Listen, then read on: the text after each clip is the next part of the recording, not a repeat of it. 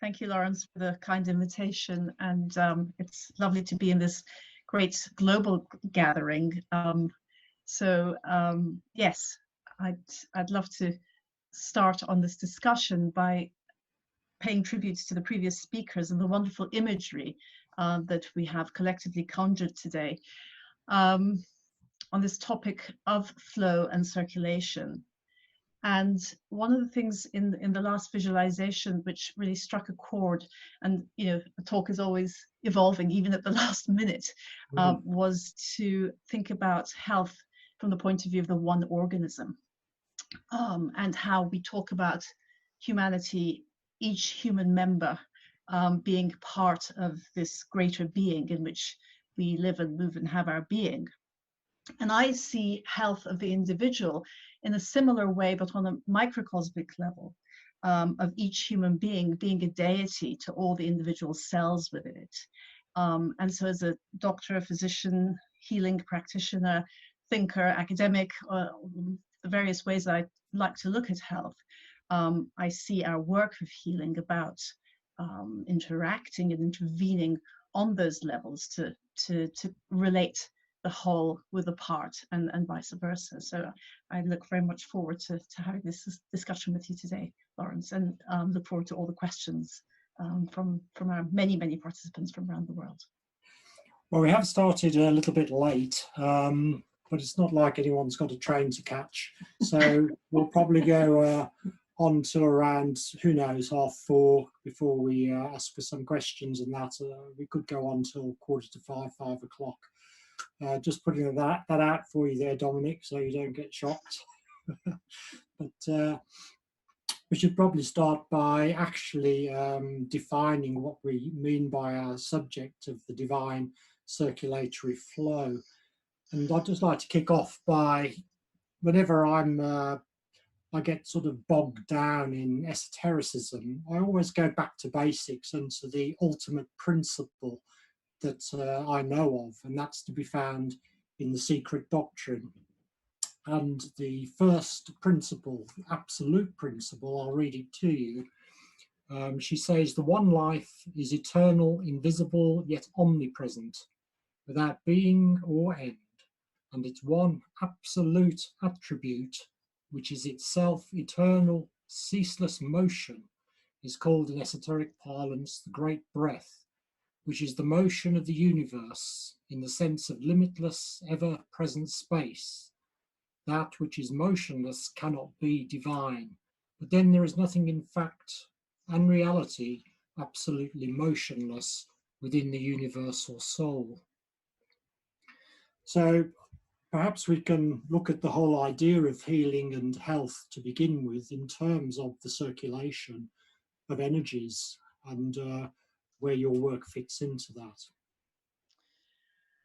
Yes, well, from the perspective of someone who practices environmental medicine, what's interesting is that we look from a physical point of view at the concept of cause and effect, and so and this very much reflects what we talk about esoterically on a different level, on a more subtle level.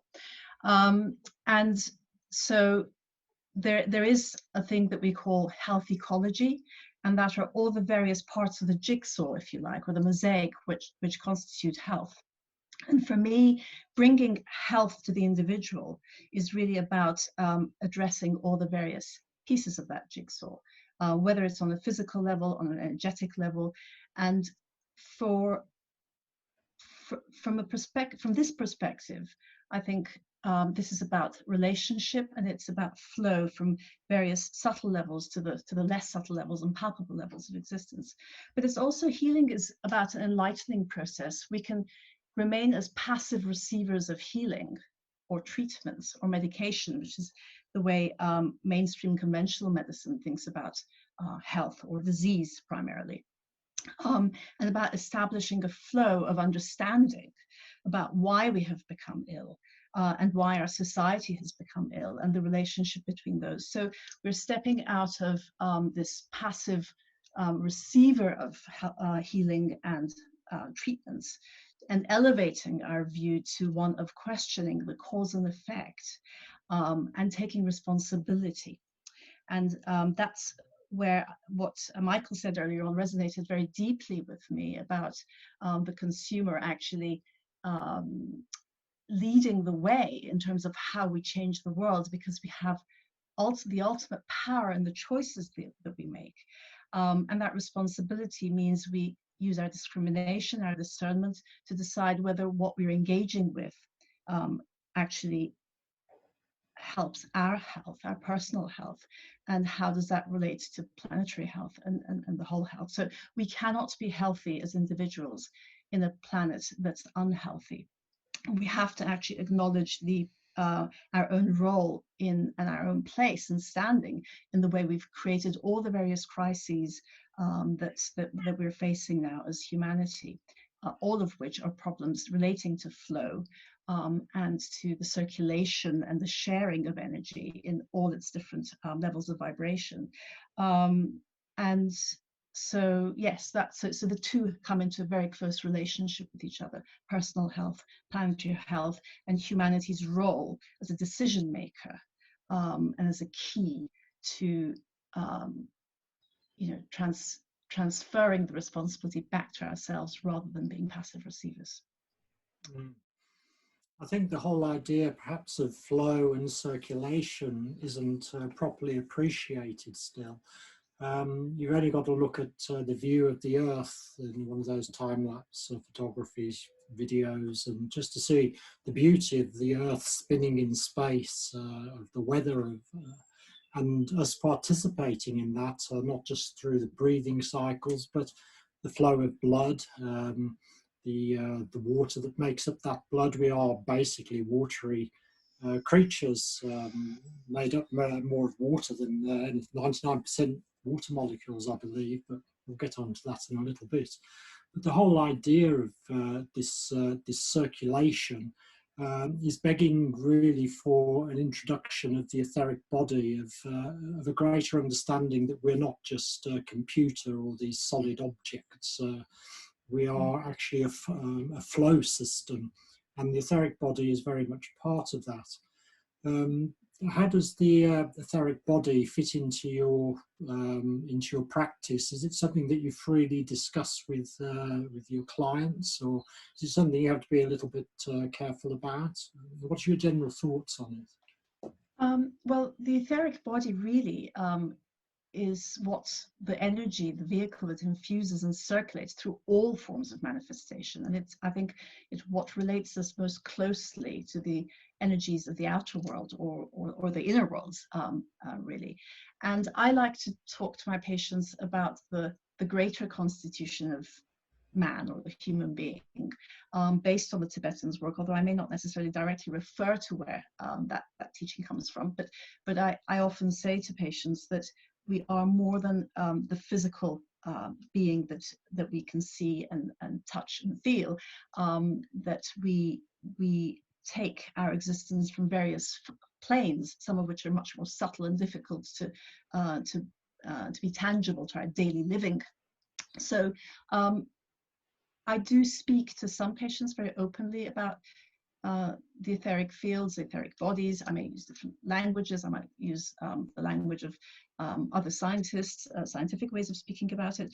But essentially, there are some patients who I do work with on an energetic level, and I'm always interested in the way that the two sides, where do these two sides meet, the energetic and the more physical? Well, of course, everything is energy. All life is light.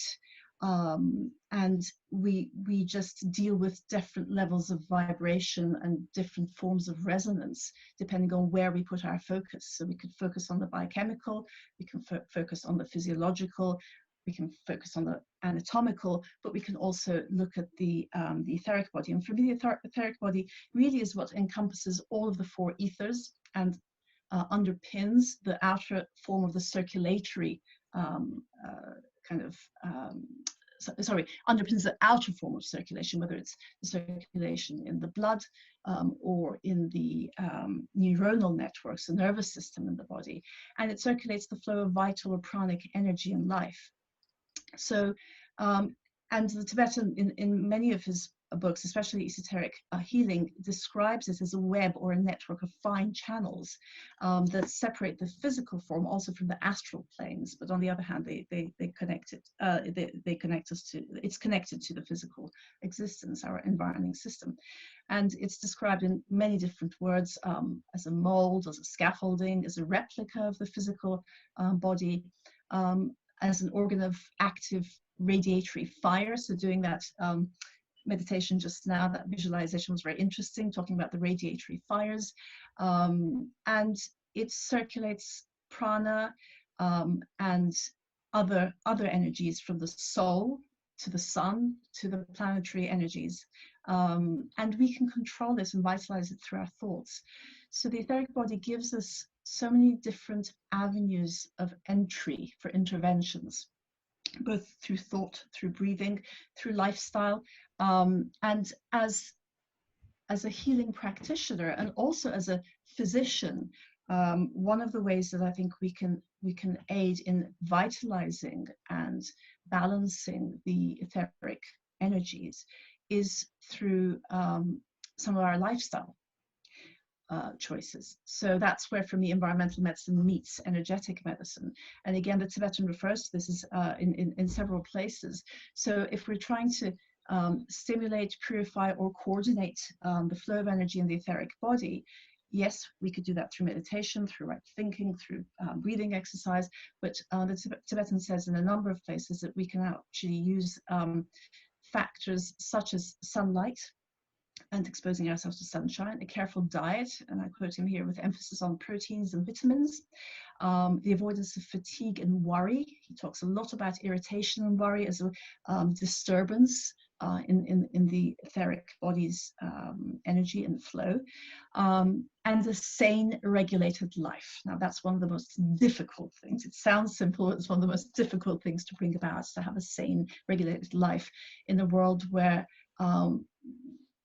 there's very little sanity on very many different levels, and we see that the environment is breaking down. The civilization is militating against this kind of etheric vitality, and is leading to fatigue and disturbances in our physiological function and dis-ease or disease.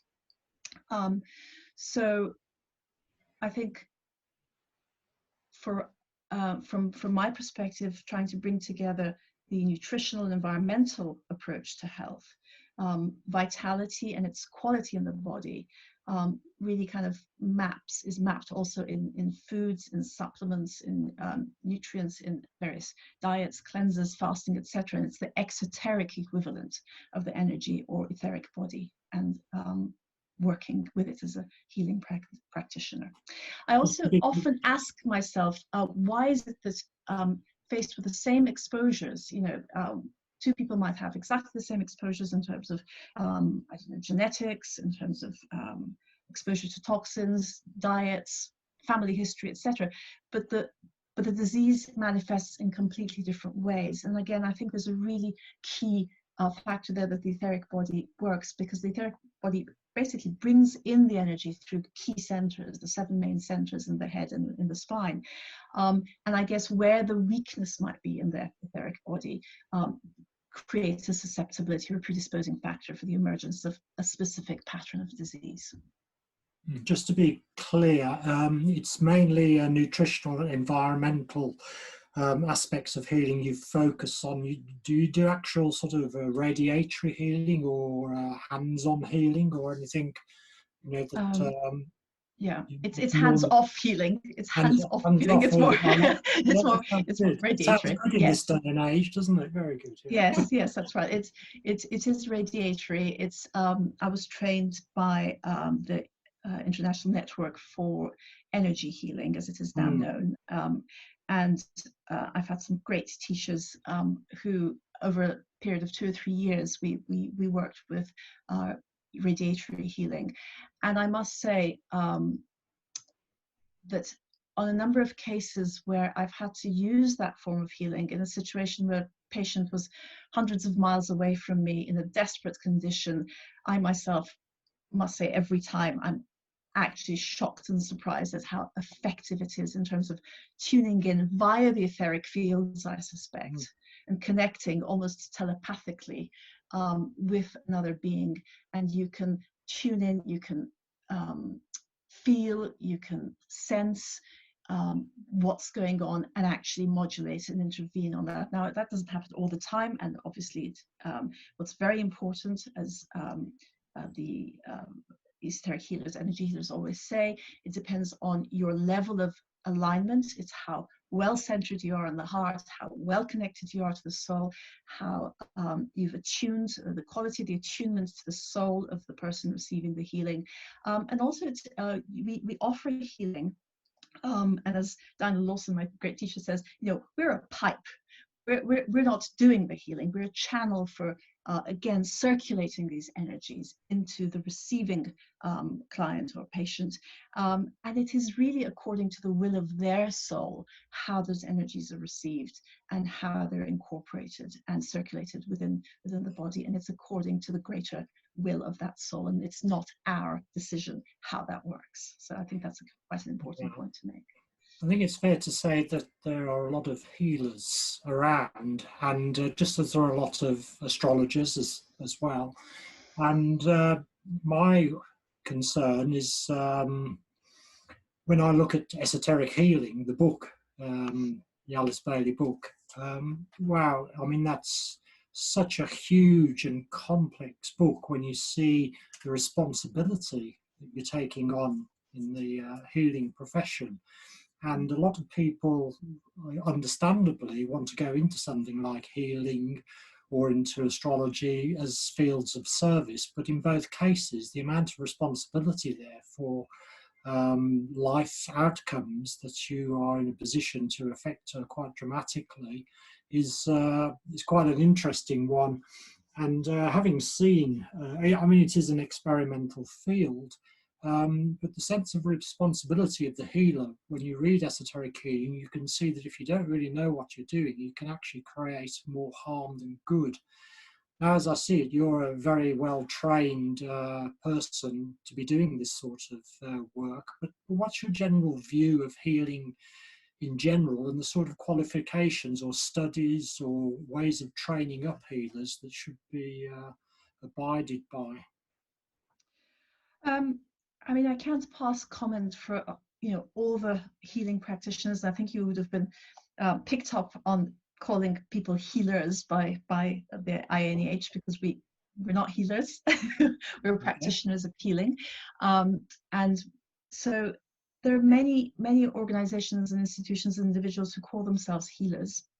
And the problem with that is, like you say, there aren't very many checks and balances. Now, healing is as good as the individual concerned involved with the healing, and also as good as the connection you have with the healee, if you like, for want of a better expression, that the person is receiving the energies, and your own sense of alignment and detachment. I think detachment is a very important thing, because one of the issues I have with my fellow healing practitioner colleagues is the enthusiasm and the passion with which they want to go out and save the world and save everybody's lives. And that, I think, carries a lot of attachment with it, and a lot of wishful thinking. And as we know, wishful thinking can cause more problems than not.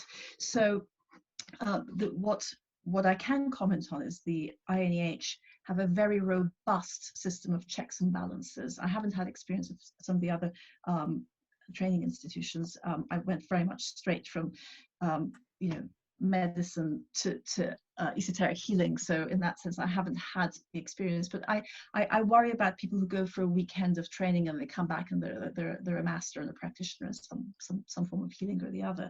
But that definitely does not happen with the INEH.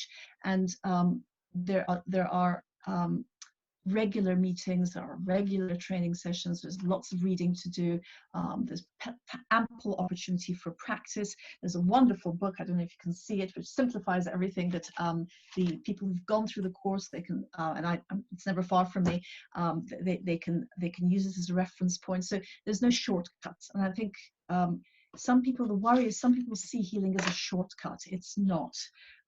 it takes a lifetime of experience and meditation and compassion and sitting in the heart, detachment, to really understand the nature of the energy that you're setting in motion or you're stepping into and sharing in a radiatory way.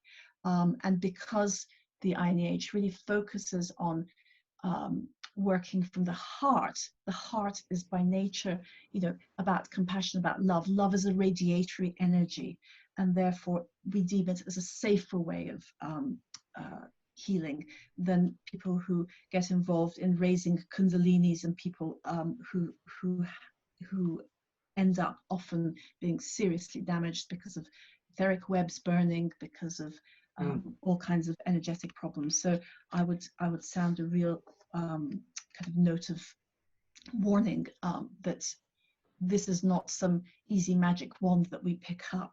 It takes a lot of practice, a lot of supervision, a lot of thought, a lot of thinking.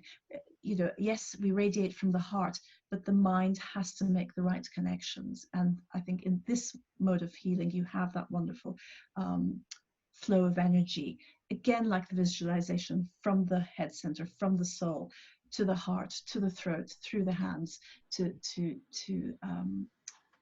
pass on the energies that we receive. So there is that beautiful divine circulatory flow happening in the process of healing. And the energy of the heart, of course, provides the right motivation for anything you do, whether it's healing or astrology, etc., in these wonderful new experimental sciences. So to an extent, that is the safeguard when you are doing it and the lower ego is out the way and that your motivation is pure. Then anything else can only be good in one sense, I suppose. So that's good. But I suppose the two essential phrases that come to mind in connection with the divine circulatory flow, our part in it, and health and disease, is the facts of the maxims: energy follows thought and potencies produce precipitation, which are similar sayings. And really, I mean, energy follows thought. I mean, you've only got, I mean, it's so obvious, really, isn't it? Before you can do anything in life, you've got to get the energy to do it. And yet, if you take that phrase and you really explore it, it just tells you just about everything. And surely a lot of disease is because energy is following the wrong types of thought or the wrong types of desire. And do you find that a lot of problems are to do with blockages and overstimulation of certain lower centers, and where a raising process should be taking place? Is that where the cure lies, in raising the energy up to the higher counterpart of whatever centers seems to be situated or associated with the problem? Yes, but it's not necessarily so.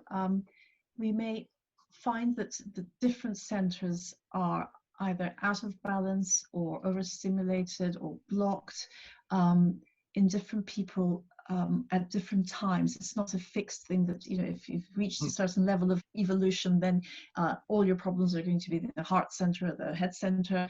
And if you're somebody who's as well as it says, the kind of masses, that it's all going to be down the basic center. You find highly so-called advanced beings who still have huge issues around the basic center, solar plexus center, sacral center, etc. So there's no fixed pattern. We're each different. And yes, whilst ultimately the path of evolution is about elevating, it's about lifting and lifting and lifting. We can't leave the lower centers behind. And ultimately, if we talk about Kundalini, it's about bringing the basic and the higher, the head center together to a happy balance. So often we find that certain centers relate to certain symptoms. So if we accept that the mass of humanity is very focused on desire, it doesn't surprise that most people have their solar plexus center out of balance. And so we tend to calm down the solar plexus very early on if it's out of, if it's overstimulated, which it seems to be, or if it's under kind of under-energized, we have to work with the solar plexus. So it goes without saying that with most people that we work with, the solar plexus is an issue. But there are as many patterns of energy issues in the main centers and also in the more minor centers as there are human beings. And that's what makes it very interesting. There isn't a formula, just like in medicine, mainstream medicine. There's no one size fits all. Each one of us have our own specific spectrum of vibration and variations within that. And the art of a good healing practitioner is to tune into those and then help bring those into balance and create a symphony which is harmonic and coherent rather than buzzing away and losing energy or having pent up energy. And this is one of the primary tenets of the 10 laws of esoteric healing that the Tibetan talks about. And I think the first law really encompasses pretty much all the subsequent 9 laws. I'll read it out to you. It says, all disease is the result of inhibited soul life. This is true of all forms in all kingdoms.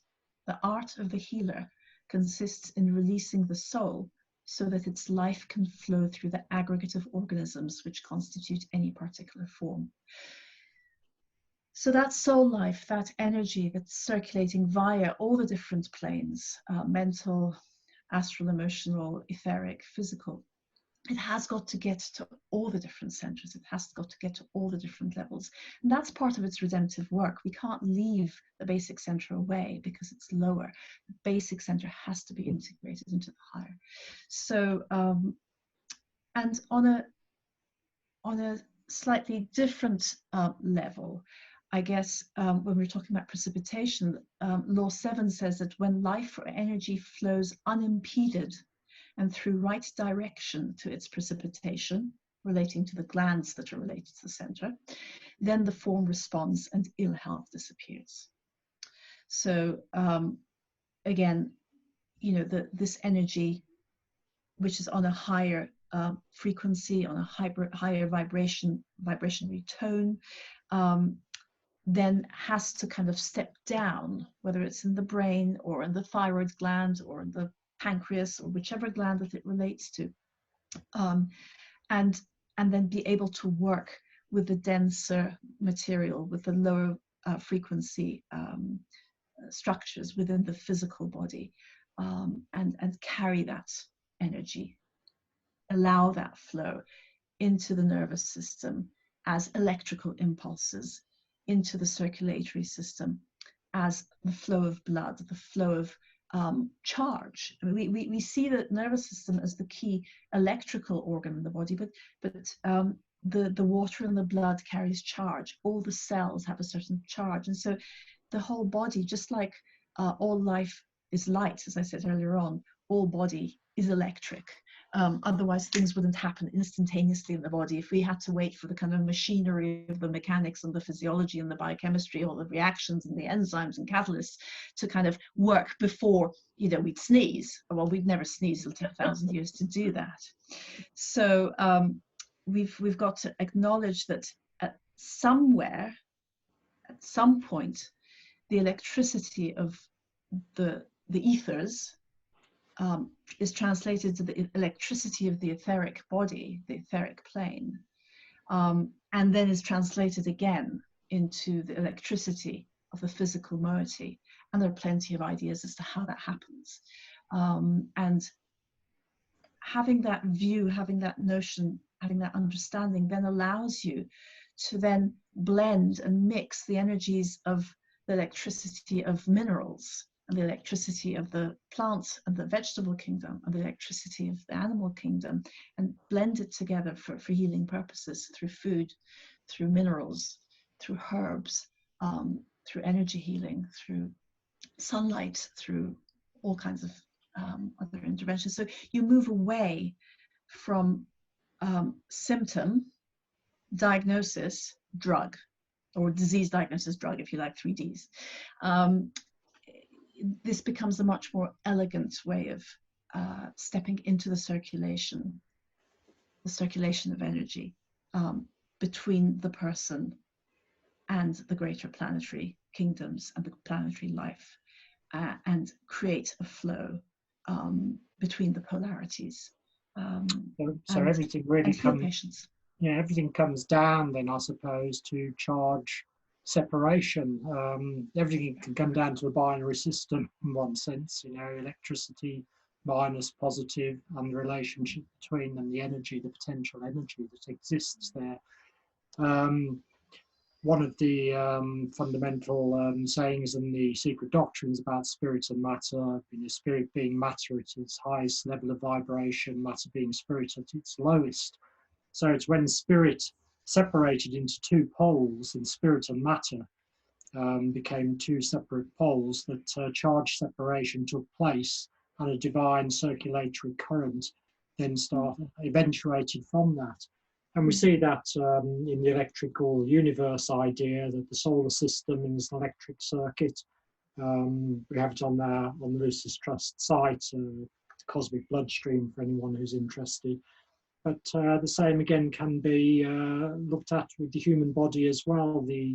All the cells, the potential charge that they carry, it's all the way that functions that causes the flow within the body. That's right, and many different people have looked at this from different angles. From a kind of biochemical perspective, one of the areas I'm very interested in is the role of fats, fatty acids, phospholipids on the membranes or the cell walls that encompass all our cells, and also hold together the various minute structures within every cell, or what we call the organelles. And those organelles represent on a kind of microcosmic level what our great organs like the liver, the heart, etc. are in a whole human being. And these cell membranes are made of fatty acids with different densities or saturations in terms of the relationship with the various atoms that build them. And the more saturated they are, the less they vibrate, the more solid they are, the more structure they give, the more physical they are. The ones that are less saturated have a lot more potential for vibrancy. They're like dancers. They kick around. They create life. They create movement. They generate circulation. And they also have the way the membranes are structured. They create a charge separation, where on the inside the cell membrane is more negative, on the outside it's more positive, and this charge separation polarity causes again flow of electricity within the cell and between the cells and the tissues in between the cells, so such that, for example, the connective tissues, which are predominantly made of proteins called collagens, they're like a liquid crystal. These liquid crystals have the possibility of conductivity. So this is where physics and electricity and chemistry and biology all meets together on the kind of interface of charge. And in the same way, for example, the mitochondria, which are tiny. I mean, I think you can fit a few billion mitochondria on a grain of sand. These are the mitochondria being the energy factories within the cell. Yes, these are engines that, using oxygen and fuel, generate ATP, which is the energy currency of the body. So it's like the body's dollars or pounds. And these small packages of energy are produced due to a transfer of electron along the electron transport chain in the presence of oxygen and glucose or fatty acids. And so these tiny mitochondria, we have them in all the human cells apart from the red blood cells, and they're constantly forming ATP and energy. And in order to do that, they have to create an electrical potential between the inner and outer mitochondrial membranes, because the mitochondria have very specific membranes. Now, there are 2 points I want to make about mitochondria, which I think have both physical and esoteric significance, and I'd love to share this with you. Firstly, mitochondria are actually thought to be microbial in origin. So, and something I like talking about is that there is no us and them. There's no human cells and bugs, this militaristic view of disease.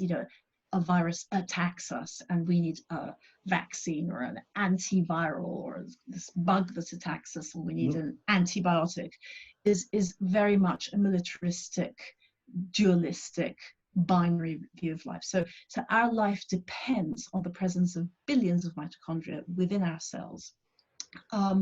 And without them, we would be very efficient. We'd probably have the efficiency of a slug energetically. We couldn't do all the things we do. We couldn't fire our brains and our heart and so on and so forth. The other thing about the mitochondria, which is interesting, is that this electrical potential that's generated between the two membranes is, despite how tiny they are, is the equivalent, and this is not my conjecture, this has been measured and talked about by a great scientist, Dr. Navio, who's done huge amounts of work on the mitochondria. The potential is as vast, is as large as that of a bolt of lightning. And that gives us an idea of quite how powerful we are as human beings. And to kind of portray humanity as a quivering wreck that needs to go and hide away and has little power, just by looking at mitochondria, which is one of the smallest organelles in our body, just tells us quite how well endowed we are with that divine electric energy. If only we knew that, if only we held our sights that high, we would be much more effective authors of life on this planet. So I really wanted to make that point. That actually brings us into the sort of sphere of Bruce Lipton and the whole idea of the biology of perception. Now his theories have been going around for quite a while now, and certainly it's taken off in the New Age and given a lot of people a lot of hope and a lot of freedom. What mystifies me a little bit is the fact that he came across, through his own research, as I understand it, as a cellular biologist, that when he took the nucleus out of the cell, that the cell carried on all its functionings, reproduction, digestion, etc., respiration, for several months, as if nothing had happened. So genetic determinism seems to say and hold on to the fact that the nucleus is the command center of the cell, whereas Bruce Lipton, through his own research, says that it's the membrane which relates very much to the mitochondria that you were talking about, and the function of perception signals, and then the way that that's processed. But how is it that there's been no research, and you'd have thought that's where leading research would be, to test out these theories? Let's take the DNA out of the nucleus of some cells and see if these claims are true. Why do you think that hasn't come to pass? Because it does seem as though it holds the truth. Well, firstly, there is a lot of research happening in membrane biochemistry, but as usual, we haven't connected the dots. So there's vast amounts of phospholipid membrane research going on in various contexts. So the research is being done, and he interestingly enough calls the membrane a membrain, because he rightly acknowledges that our interactions between the outer environment and the inner environment are regulated by the membrane and the membrane health and its level of activity. Our immune function, our immunity is all coordinated through the cell membrane and not through the DNA as such. I mean, I'm not saying the genes don't have a role in this, but the whole genetic story has been over-egged to the point that I see much of genetics, and I in no way want to disregard or discredit any of my geneticist colleagues, but even geneticists acknowledge that genetical diseases only really constitute 5% of the population's problems. 95% of disease is actually non-genetic, it's environmental, it's lifestyle. And so why are we focusing so much on the genes? Well, Bruce Lipton does make a little quip on that, and I'm not going to repeat it in an esoteric gathering. I'll let you guys go and have a look and see why he thinks that the reproductive organs of a cell appear to be seen as the mind by scientists. So you can go and have a look at that and have a little chuckle about it. But the point is that there is a huge vested interest in genetics. And there are so many people using genetics as a way of finding another drug, finding, winning the race to creating this magic bullet, this golden bullet that's going to solve all the problems. And I think the membrane in that respect has been a bit of a Cinderella research area. I recently read a very interesting book right at the beginning of the COVID story by a patient and a medical writer from Stanford in the USA called Bitten. And whilst the topics within that book are highly controversial, one of the things she, as a Lyme disease patient, she really wanted to find out where Lyme disease came from, and was there any kind of evidence that Lyme actually was released from the facilities in Fort Detrick in around the Lyme, Connecticut area. And what struck me, apart from the very good journalism that she'd engaged with and the research and detective work that she'd done, was that somewhere around 600, at the time when she did the research, around 600 research units around the world are being funded or supported by the bioweapons industry. And much of their focus is on genetics. And I had this aha moment. That's why they're so keen on genetics, because you can use genetics to manipulate the way bugs behave. And you can then generate bugs that have specific potencies or specific transmissibility, et cetera, et cetera. So I think genetics, for a variety of reasons, has been over-egged. There's no doubt that genes play a role, but they're certainly not the central way. I mean, we have 21,000 genes. The whole Human Genome Project that took so many billions of pounds of research money, after all these years, came up with 17,000 actually fully functioning genes. 21,000 if you're really optimistic. I believe. Yeah. Well, if you think of all the myriad functions the body has, that's never going to account for what the body's doing. If you look at the microbiota, which are the microbial community that live within and on our bodies, and again, there's been this kind of they've broken this mold of the us and them. We have more microbial cells in our human form than we have human cells, and without them would be dead in an instant. They have around 1 million genes. So if I were to look at any genetic influences, I would actually look at the way the microbial genes are orchestrating a lot of our physiology. So that's a long-winded answer to your question about Bruce Lipton's cells, but I think there are quite important points in there to try and understand how the medical fraternity is kind of rather off-piste in a number of ways, despite the research and the evidence being there for the contrary. There's some more evidence I'd just like to bring up in somebody else's research, but I just had a message from Dominic saying that there's a lot of people with questions, which is that's all surprising. But we are going to extend this session, so I hope people are up for that. And there'll certainly be time when we do bring it to a close for a good 15-20 minutes of questions, and we'll go into our meditation after that. So that's okay with you, Chris? Yeah. Okay.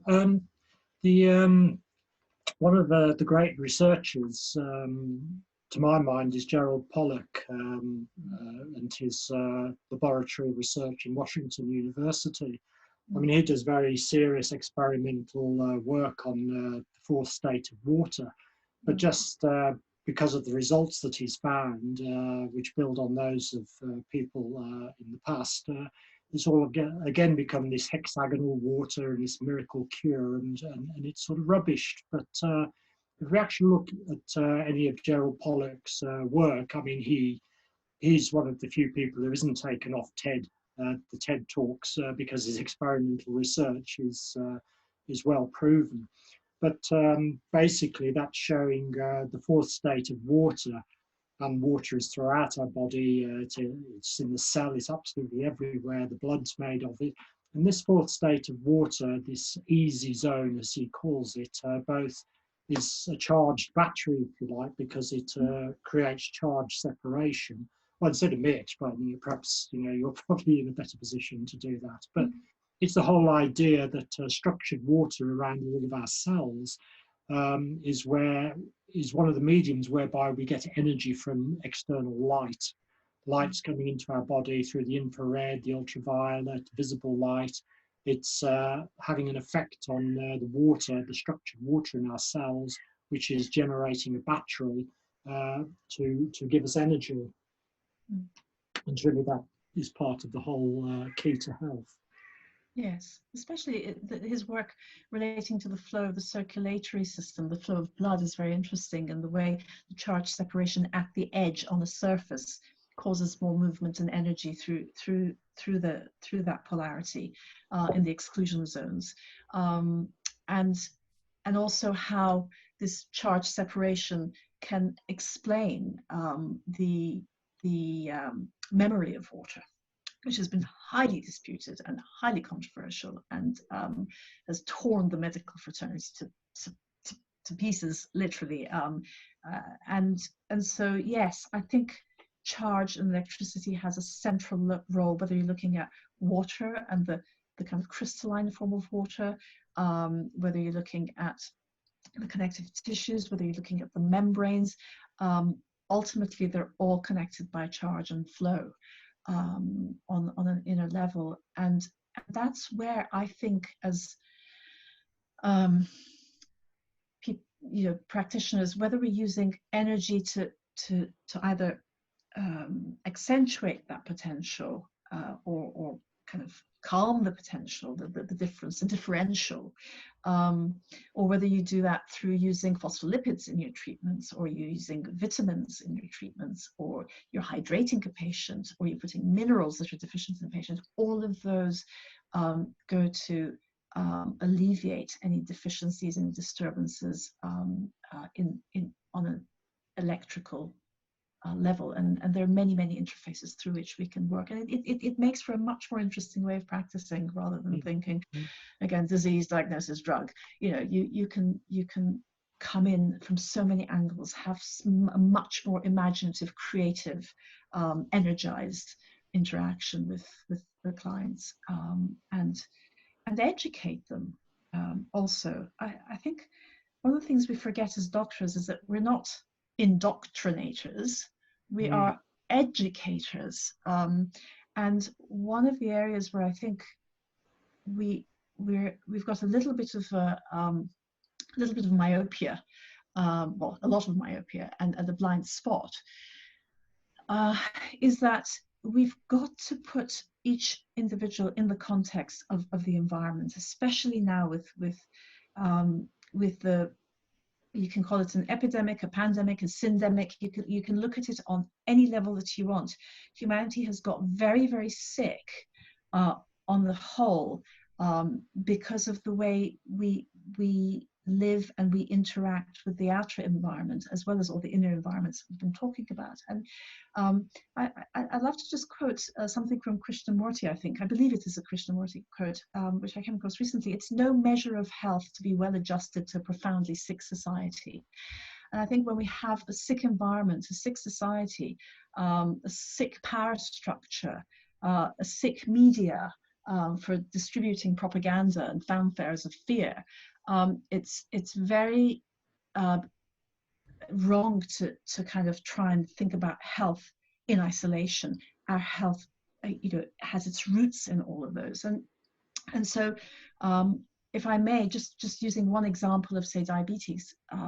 I was at a conference in Melbourne a year ago, and I was quite shocked, and I think I know about these things. Not very many things shock me these days, but I was quite shocked to hear that the new norm is that in Australia, somewhere around 70%, if I remember the statistics rightly, 70% of people have diabetes or pre-diabetes. And that's not the elderly, that's the whole population.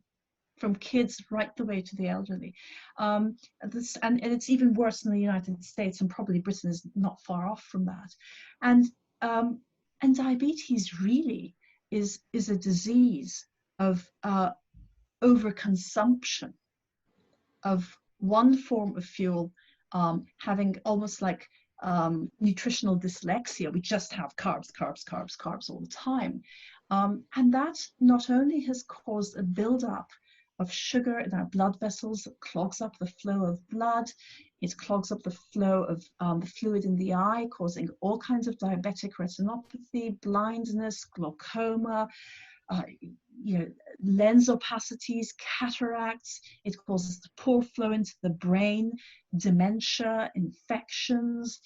It causes poor flow into the heart attacks, heart failure, strokes. It causes poor flow to the kidneys, kidney failure, leg amputations because the blood doesn't get to the feet. I mean, diabetes is a beautiful, or rather horrific example of how through being a mindless, thoughtless consumer, humanity has just clogged up its arteries, literally and physically. And so if we think about the etymology of the word consumer, I was quite shocked. I thought consumer was the opposite of like producer, and you use, you take. But actually consumer comes from one who squanders and lays to waste of the 15th century. And the consumer destroys by separating into parts which cannot be reunited by use, and wears out by, for example, eating or burning.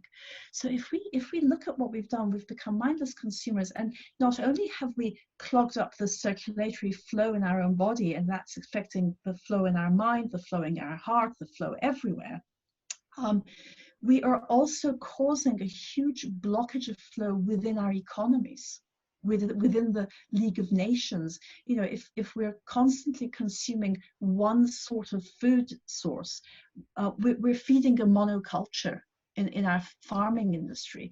We're going for wheat, maize, maize, maize. And that's disrupting the ecosystems. That's disrupting our farming practices. That's killing our soil, the soil from which we actually receive the seeds of life in the forms of the microbes because of pesticides, because of fossil fuels, etc. So we suddenly see that through one disease, how we've created a world disease, which is blinding us, killing us, maiming us, dementing us, etc., etc. So and it's so easy to stop.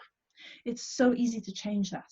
It's very easy. It's easy, and would you not say it's easy and it's not easy, because it brings us back to this whole idea of desire. Yes, consumption. We're consuming because we desire to do so. As creative beings, we're always creating, doing something, whatever. But either we use the lower creative forces or we use the higher, and we're going to have to make our choice there. And it's interesting in this COVID crisis how people have calmed down a little bit and become far more creative in a higher sense. But that apart, we were looking in a last school letter about the very thing you were talking about, and the desire of nations, and this focus on the growth of the economy in wrong directions, the wrong production of food. And we've got to get this circulation back into the right kind of flow.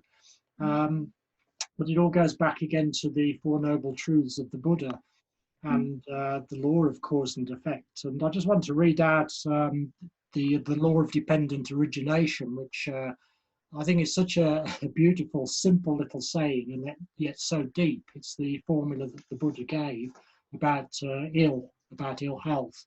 When this is, that is. From the arising of this comes the arising of that. When this isn't, that isn't.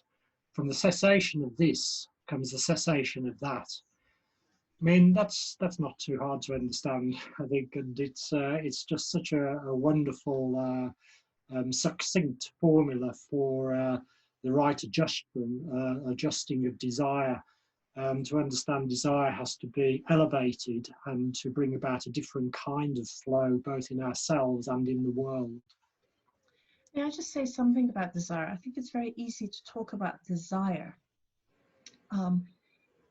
but it's also very important to bring it into the context of knowing.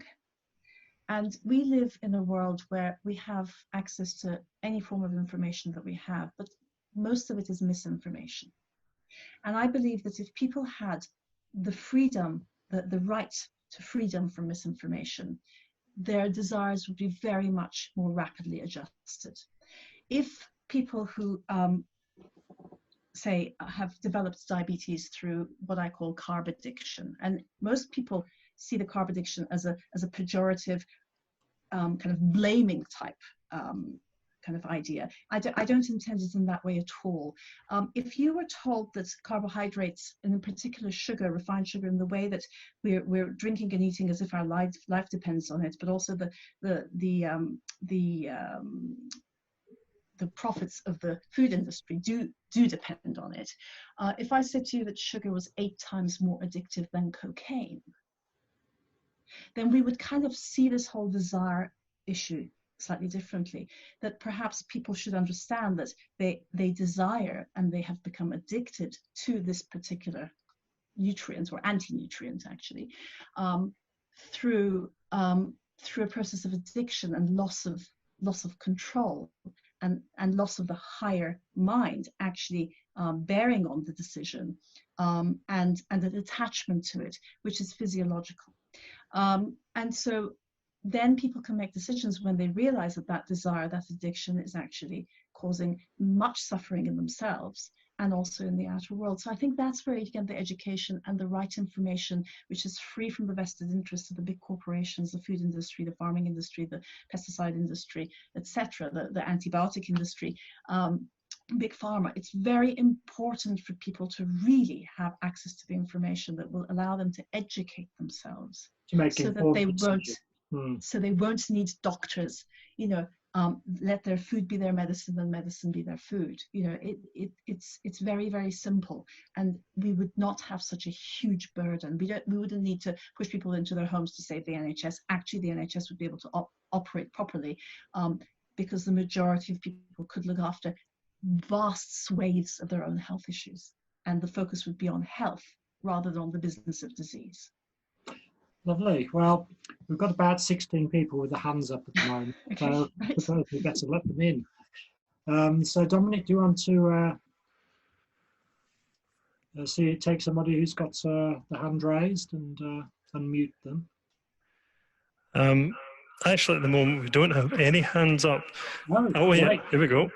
Nope, appeared and then disappeared. Up to go. There are a lot of questions in the Q&A, though. I could read out a couple of those. Oh, no, here we go. Yeah. Pedro Gomez. I just like to thank you, Dr. Shideh, about your fascinating talk about nutrition and all that thing that puts in our health. I would like to make you a simple question. Mm-hmm. If you know about Bruce Lipton, the biology of belief, and the role of the psychology, the role of thoughts, and if you mentioned our emotions in the circulation of the ethers, and the influencing that it makes on nutrition. What do you think about these roles? Thank you. That's a very good question. Thank you for your question. It's not a simple question, but I believe that the psyche has a huge part to play in health. Obviously, I don't believe that the psychology causes a lot of symptoms as doctors see it. Doctors, when they can't find a diagnosis, they often label people as, oh, it's psychological, you're neurotic, you're depressed, you're hysteric. I don't see it in that way. I see the role of psyche again as the kind of energies that you're working with, and a balanced psyche is obviously needed for balanced health. There's a flip side to this, and this is where not very many people talk about this, again, in the mainstream, and that is our psychological health is also deeply rooted in its physiological antecedents. So if you don't have a healthy physical body, it's very hard for your brain to work in a balanced way. And so nutritional deficiencies and nutritional imbalances and poor metabolism will cause, especially poor digestion, will cause symptoms like anxiety, depression, and all kinds of psychological issues. There's a vast literature on many psychiatric conditions actually having a metabolic and a physiological basis. So I think we need to look at all of that. And yes, there is a deep interface between the psyche, nutrition, environment, toxins. We know that environmental toxins, endocrine disruptors that we're swimming in at the moment because of all the chemicals in the world that we use, they do affect the way the brain works. So thank you for that question. It's a very interesting one, and I do believe that it's a two-way flow. The psyche affects the physical moiety will affect the output of the brain in terms of our psychological well-being and health. But the motion is from the higher level, is from the spiritual to the psychic, and from the it gains from the physical. I think it's not the interface, but the true motion is from the spiritual, from the Yes. psychic, and then it relates from it gains from the health, from the physical. What Yes. do you think about that? Yes, I think the flow is from the higher, but what we do is we can set up resistances or distortions in any of the lower planes. So typically we accept that the astral plane will distort the energies coming from the soul or coming from the spiritual realms. The same thing can happen in the etheric body, but the same thing can also happen on a physical level. So if your brain is run out of nutrients, if it's been loaded up full of toxins, chemicals, metals, if it's infested with microbes, then it cannot tune into those energies. So we do need to look after the physical side, even if it's just to allow those energies to flow through effectively. Otherwise, they'll kind of hang around on the kind of higher planes and can't quite be downloaded. It's like a radio that's not properly tuned. We need to tune and purify the physical body. And I say this often to some of my patients who say, oh, but I've tried homeopathy, I've tried aromatherapy, etc. I said, well, it's very difficult when your body is so out of kilter, so vibrating in the wrong mode, when you don't have enough magnesium, if you don't have enough proteins in your body, etc., for your nervous system or your digestive system or your heart or whatever to respond to those subtle energies. So we have to have a pure, fine-tuned, poised, balanced, flowing physical moiety for those energies from the higher planes to actually be interpreted properly. Does that make sense? While Dominic looks for somebody else with a raised hand, yes. just to like to link up with what you were saying there, Shideh, about how energy gets to us from the higher planes. And I just wonder what you thought about this quote from Blavatsky, that red corpuscles are drops of electrical fluid, the perspiration oozing out of every cell of the various organs and caused to exude by electrical action, the prodigy of the Fohatic principle.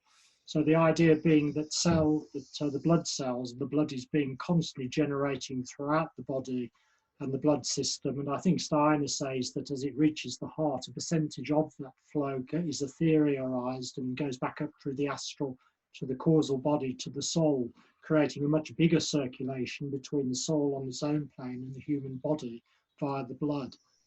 Wow, I mean, that's just so deeply esoteric. I'll have to ponder on that for another year. Okay, the next year is the date. Anybody else?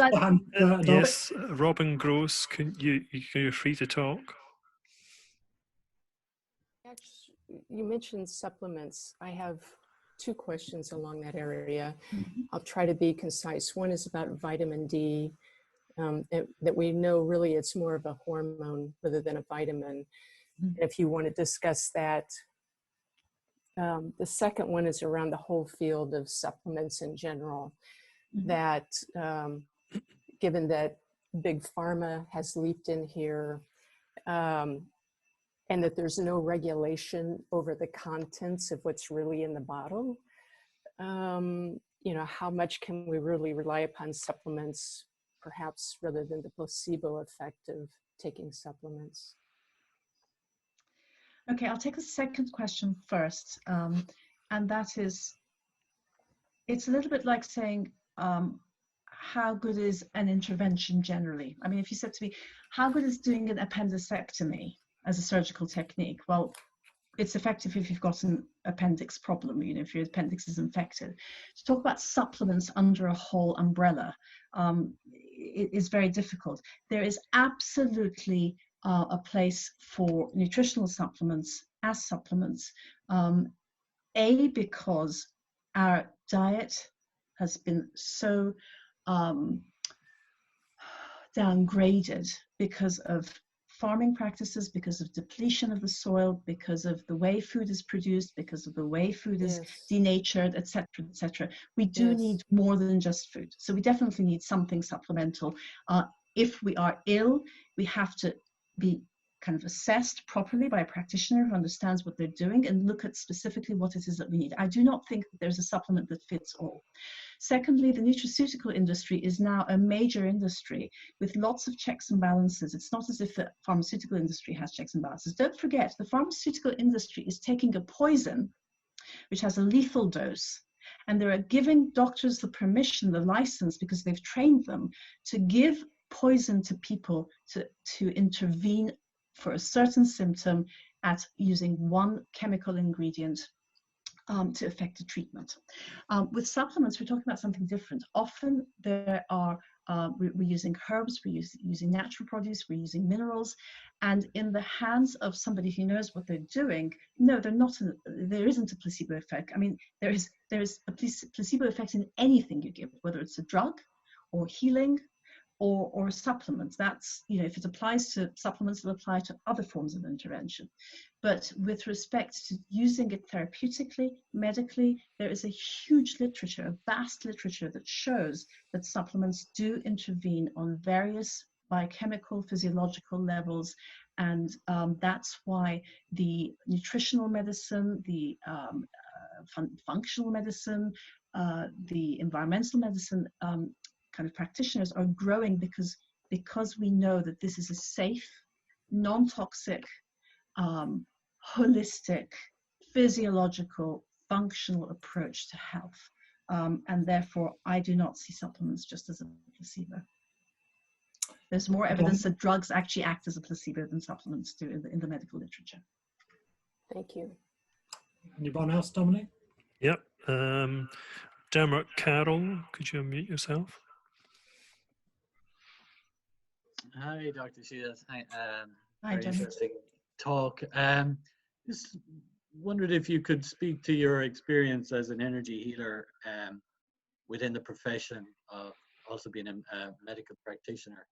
I am an energy healer myself, on a part-time energy healer, and my experience of it over the last 15 years has been, you know, something that people really dismiss, or people will say that it's that, you know, people, one of the constant criticisms is I'm a scientist, so therefore I don't believe in that kind of thing. And I suppose my answer to that is, well, you can't really be a scientist and not believe in something without studying it. And I guess, you know, Lawrence made a very interesting point around the area being unregulated, and there's a lot of groupthink within energy healing organizations. And I think one of the things it really lacks is that point of scientific contact. You know, we tend to discover lots of things about the energy body as we heal clients. We don't really have anybody to go to and say, well, can we look into this, or why is this happening? And I'm just wondering, I suppose the two questions is, what has your experience been as an energy healer within the profession of medical science? And the second thing is, do you see in the future at some point some form of integration of these techniques into modern medicine?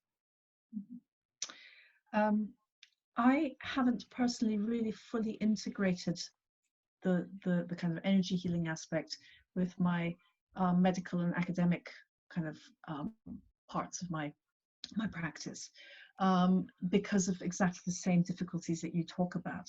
And so this is part of this whole categorization and compartmentalization of health and healing.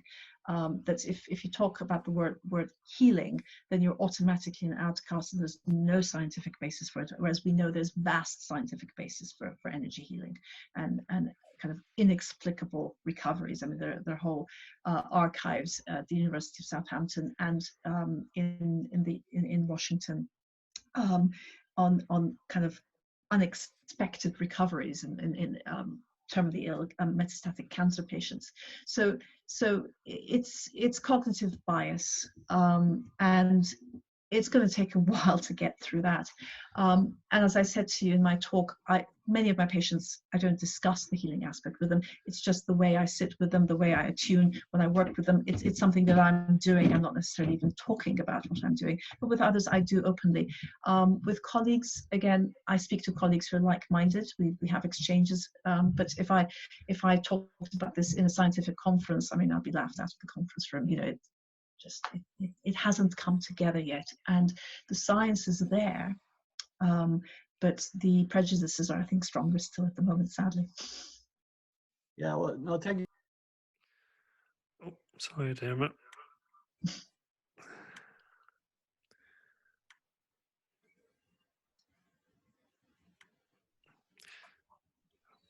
You can unmute yourself again.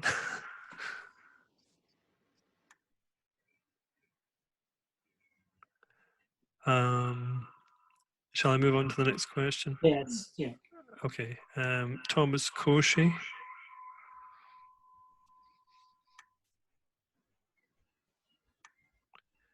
Can you unmute yourself? Yes. All my questions are answered, so I don't have any more. Thank you. Okay. Result. I quite like something that's just popped up here in front of me, the difference between science and scientism. I think mainstream science has become a religion in its own right.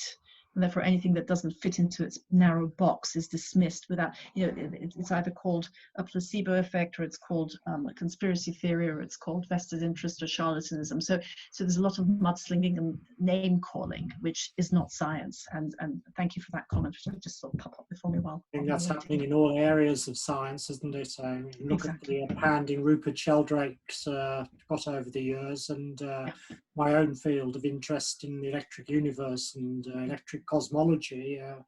It's the evidence is so clear that there's an electrical circuit and electrical fluids flowing throughout the whole solar system, but conventional science can't let go of that religion.